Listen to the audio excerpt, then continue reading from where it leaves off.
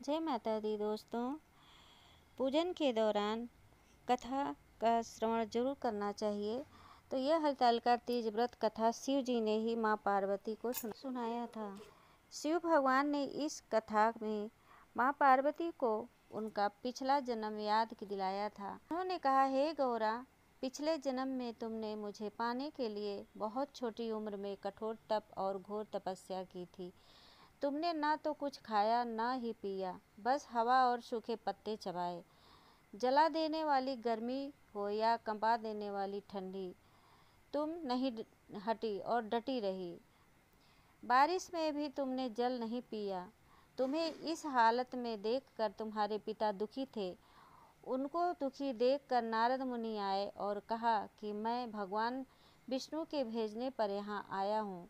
वह आपकी कन्या से विवाह करना चाहते हैं। इस बारे में मैं आपकी राय जानना चाहता हूँ।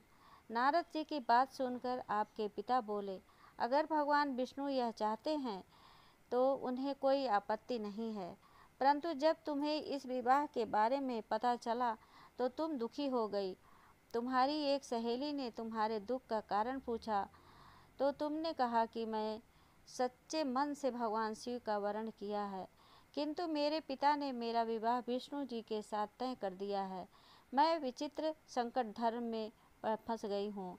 अब मेरे पास प्राण त्याग देने के अलावा कोई और उपाय नहीं बचा। तुम्हारी सखी बहुत ही समझदार थी। उसने कहा, प्राण छोड़ने का यह कारण ही क्या है। संकट के समय धैर्य से काम लेना चाहिए। भारतीय नारी के जीवन की समर्थता इसी में है कि जिसे मन से पति रूप में एक बार वरण कर लिया, जीवन प्रयत्न उसी से निर्वाह करती हैं। मैं तुम्हें घनघोर वन में ले चलती हूँ, जो साधना स्थल भी है और जहाँ तुम्हारे पिता तुम्हें खोज भी नहीं पाएंगे। मुझे पूर्ण विश्वास है कि ईश्वर अवश्य ही तुम्हारी सहायता करेंगे। तुमने ऐसा ही किया। तुम्हारे पिता तुम्हें घर में ना पाकर बड़े चिंतित हुए और दुखी हुए। इधर तुम्हारी खोज होती रही, उधर तुम अपनी सहेली के साथ नदी के तट पर एक गुफा में आराधना में लीन रहने लगी। तुमने रेत के शिवलिंग का निर्माण किया। तुम्हारी इस कठोर तपस्या के प्रभाव से मेरा आसन हिल उठा और मैं शीघ्र ही तुम्हारे पास आ पहुंचा और तुमसे वर मांगने को कहा। तब अपनी तपस्या के फलीभूत मुझे अपने समक्ष पाकर तुमने कहा, मैं आपको सच्चे मन से पति के रूप में वरण कर चुकी हूँ। यदि आप सचमुच मेरी तपस्या से प्रसन्न होकर यहाँ पधारे हैं तो मुझे अपनी अर्धांगिनी के रूप में स्वीकार कर लीजिए। तथास्तु कहकर मैं कैलाश पर्वत पर लौट गया। उसी समय गिरिराज अपने बंधु बांधवों के साथ तुम्हें खोजते हुए वहाँ पहुँचे। तुमने सारा वृतांत बताया और कहा कि मैं घर तभी जाऊंगी अगर आप महादेव से मेरा विवाह करेंगे। तुम्हारे पिता मान गए और उन्होंने हमारा विवाह करवाया।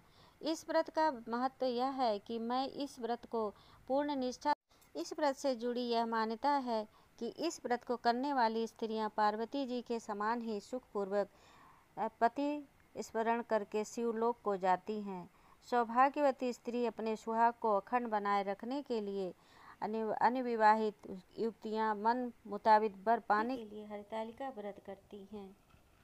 पूर्ण निष्ठा से करने वाली प्रत्येक स्त्री को मनवांछित फल देता हूँ। इस पूरे प्रकरण में तुम्हारी सखी ने तुम्हारा हरण किया था, इसलिए इस व्रत का नाम हरतालिका व्रत हो गया। तो दोस्तों, वीडियो पसंद आया हो तो लाइक करके चैनल को सब्सक्राइब कर दीजिए। अगले वीडियो में फिर मिलते हैं एक नई कहानी के साथ। तब तक के लिए नमस्कार।